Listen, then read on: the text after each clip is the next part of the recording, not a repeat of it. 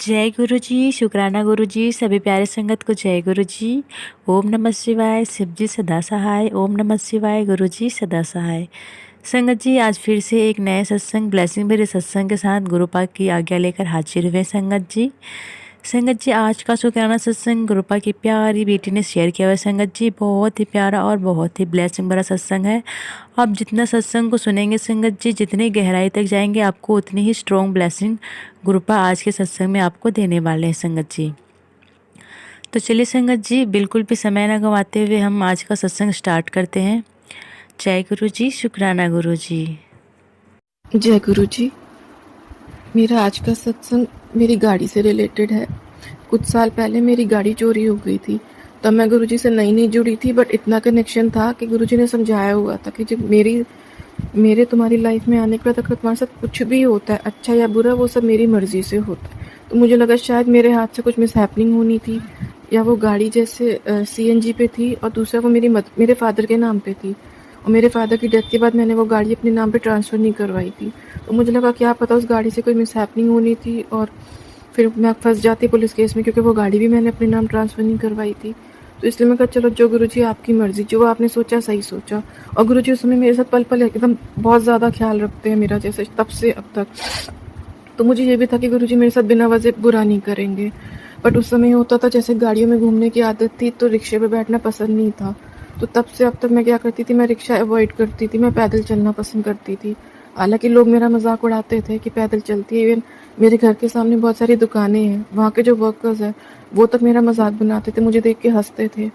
मतलब एक आदमी लड़का होम डिलीवरी के लिए जाता था लूना पे, वो भी उसके मालिक की दी हुई थी, बट वो तक मुझे अकड़ के देखता था कि मैं इतनी कन्विंस में और तू पैदल है। मैं कहती थी चलो गुरुजी। कई बार बुरा लगता था, रोती भी थी, लेकिन फिर लगता था नहीं गुरुजी इस तरह शायद मुझे ज़मीन पे रहना सिखा रहे हैं कि घमंड नहीं आना चाहिए।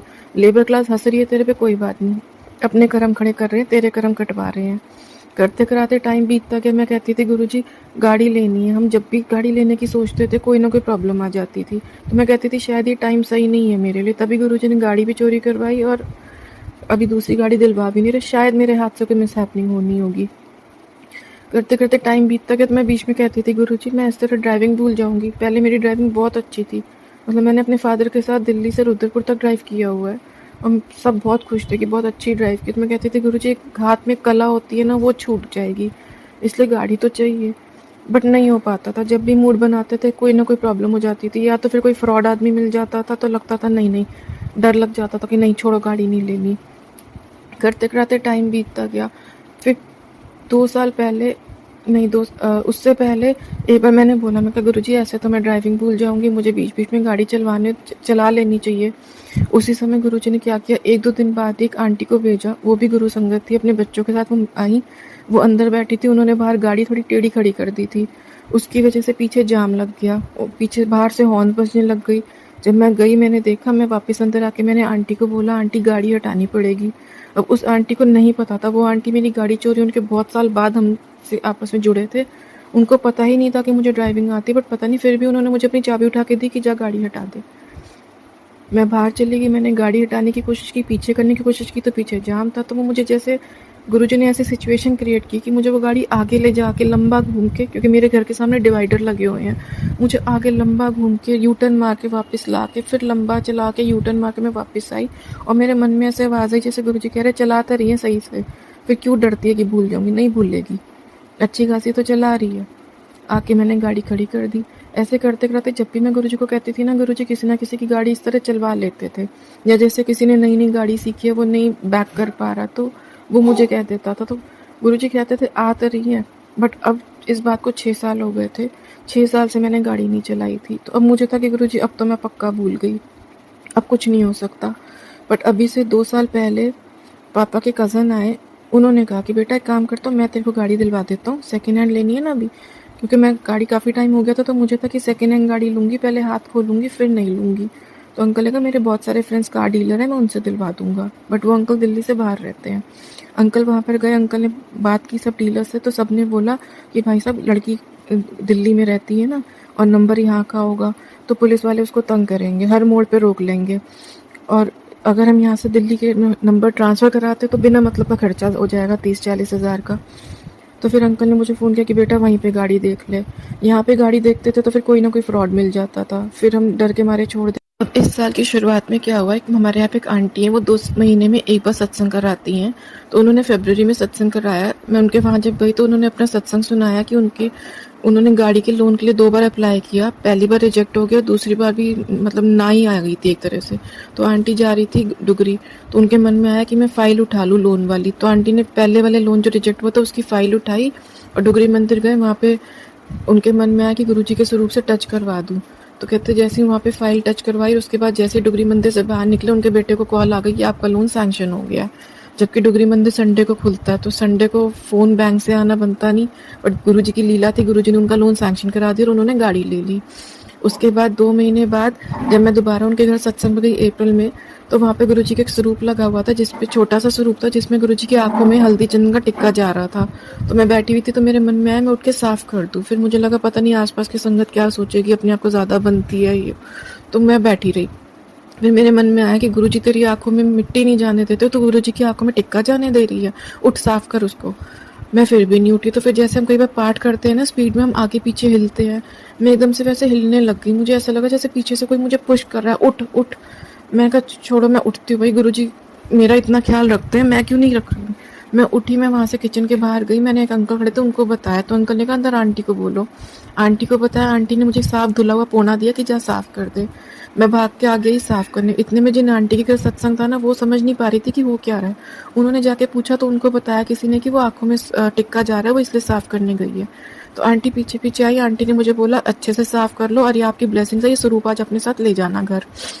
मैं वो स्वरूप अपने साथ पूरा सत्संग मैंने वो उठा के अपनी गोद में रख लिया, छोटा सा स्वरूप था, और मैं अपने घर ले आई। कुछ टाइम बाद मुझे रियलाइज हुआ कि वो जो स्वरूप था वो एक्चुअली में गाड़ी में लगने का स्वरूप था, जो गाड़ी में लगता है, जिसके नीचे एक छोटी सी प्लेट होती है प्लास्टिक की और उसके नीचे डबल साइडेड टेप होती है।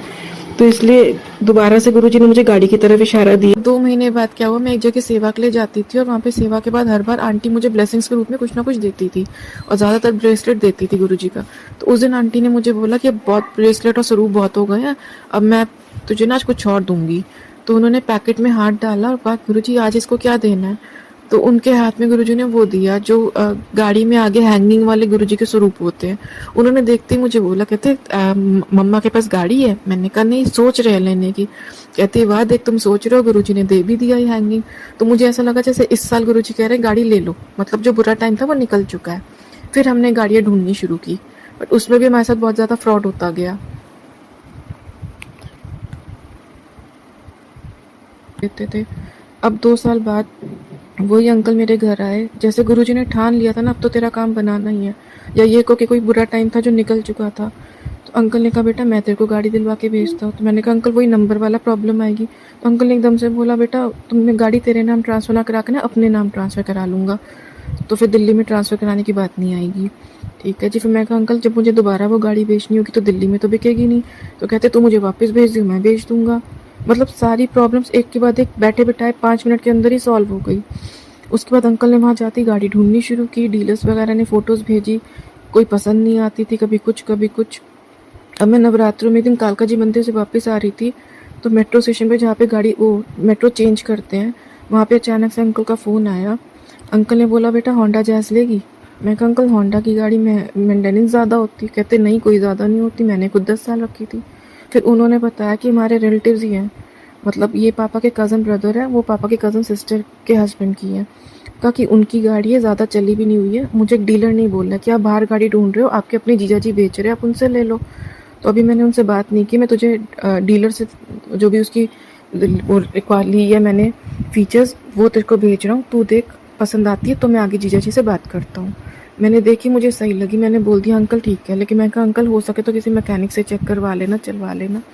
तो अंकल ने बोला कि बेटा घर की गाड़ी है, मैं उनसे डायरेक्टली बोलूँगा कि अपनी बच्ची ने गाड़ी चलानी है और दिल्ली में चलानी है, हम दूर बैठे हैं, तो इसलिए कोशिश करना कि भाई कोई प्रॉब्लम ना हो, इसलिए सच सच बता दो गाड़ी बेच क्यों रहे हो, क्या प्रॉब्लम है उसमें। उससे पहले जब मैं गाड़ी ढूंढ रही थी सेकेंड हैंड, तब मुझे जैसे एक बंदा मिला था, उसने थोड़ा सा फ्रॉड करने की कोशिश की थी। जैसे जल्दबाजी कर रहे थे, गुस्सा करने लग गए मुझे देख के कि लड़की अकेली है, कि हम दोबारा गाड़ी नहीं दिखाएंगे। तो मुझे ऐसा डर लगा कि ये चोरी की गाड़ी तो नहीं है।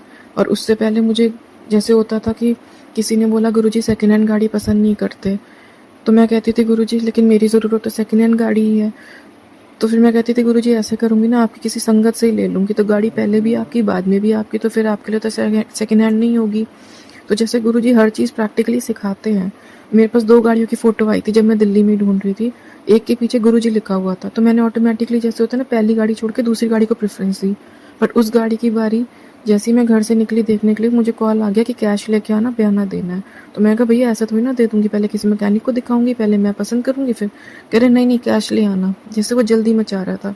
वहाँ गई तो जो ओनर था वो मुझे गुस्सा करने लग गया कि मैं दोबारा गाड़ी नहीं दिखाऊँगा। मैंने कहा अंकल लोग तो 4-5 बार गाड़ी दिखाते हैं बेचने वाले, मैं तो सिर्फ 2 बार ही कह रही हूँ कि मुझे ठीक लग रही है, मैं अपने ड्राइवर या किसी मैकेनिक को दिखाऊँगी। तो वो मुझे गुस्सा करने लग गई कि गुस्से डर के मारे लड़की डर जाएगी। तो मैंने वो पलट के बोल दिया, मैंने कहा अंकल गाड़ी चोरी की है क्या? उसके बाद जो मेरे थ्रू बंदा गया था, जो मेरे तरफ से था, वो मुझे कहता दीदी मैं ना 1 रुपया भी नहीं बना रहा हूँ, लेकिन अगर आपका मन करे तो आप कुछ दे देना। बट जो सामने वाले अंकल थे ना, अगर वो 3.50 कहते थे तो ये मुझे 3.55 बोलता है, वो 3.40 पे आए तो ये मुझे 3.45 बोलता है।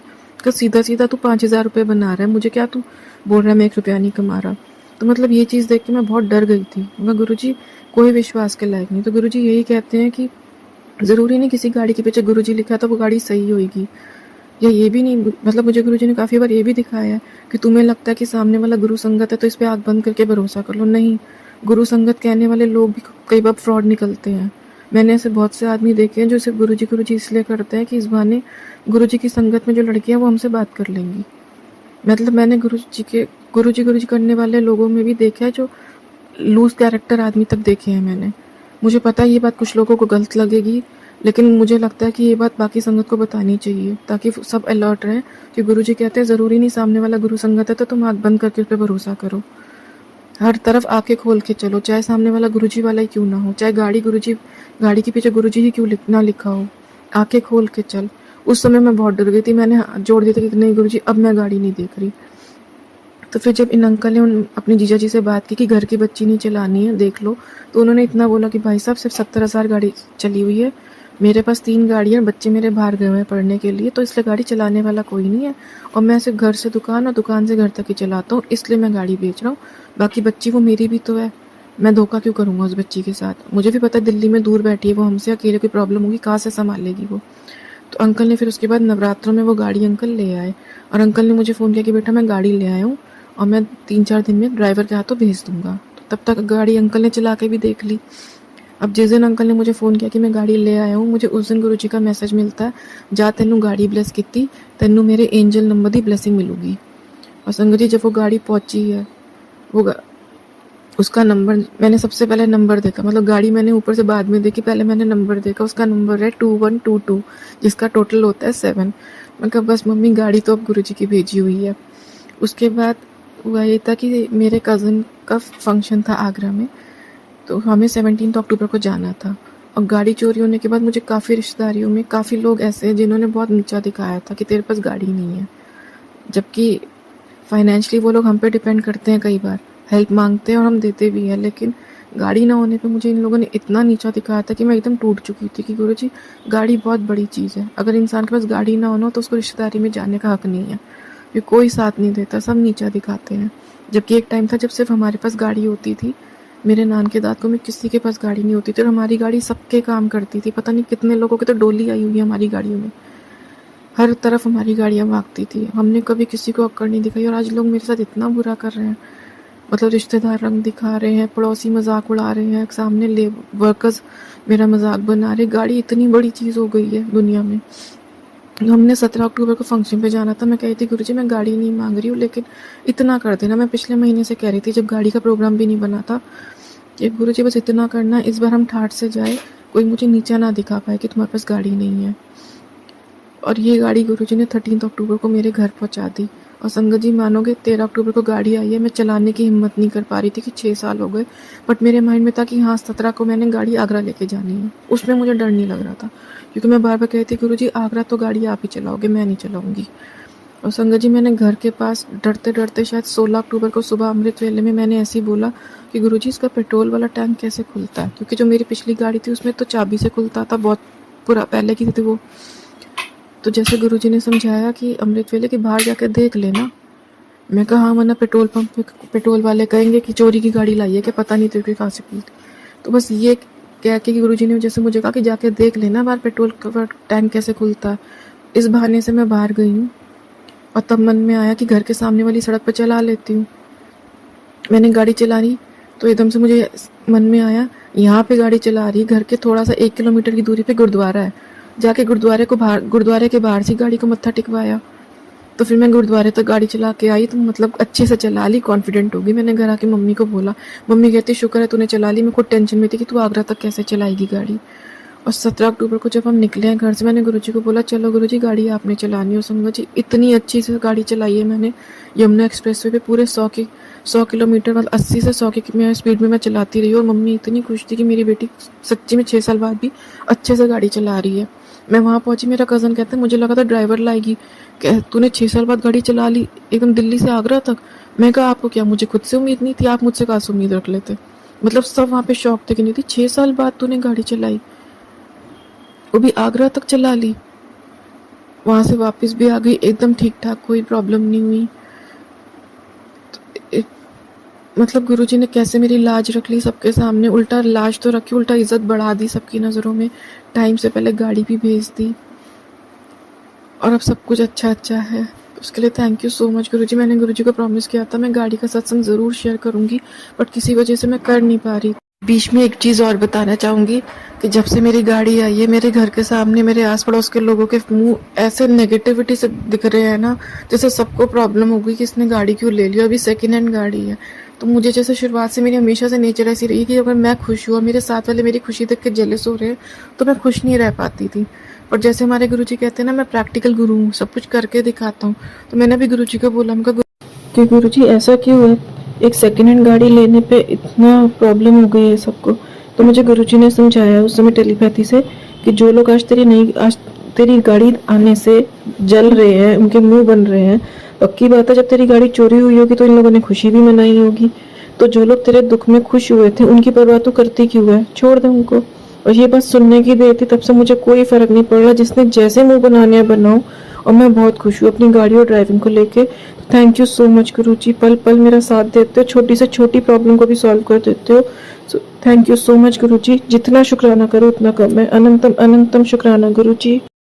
जय गुरु जी। आंटी जी बहुत बहुत धन्यवाद आपका, आपने अपना सत्संग शेयर किया और हम सभी संगत को ब्लेसिंग पाने का मौका दिया। जय गुरु जी, शुक्राना गुरु जी। ओम नमः शिवाय, शिव जी सदा सहाय। ओम नमः शिवाय, गुरु जी सदा सहाय।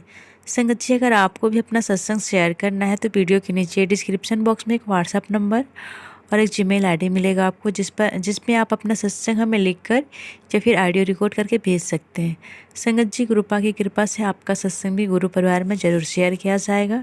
जय गुरु जी, शुक्राना गुरु जी। ओम नमः शिवाय, शिव जी सदा सहाय। ओम नमः शिवाय, गुरु जी सदा सहाय।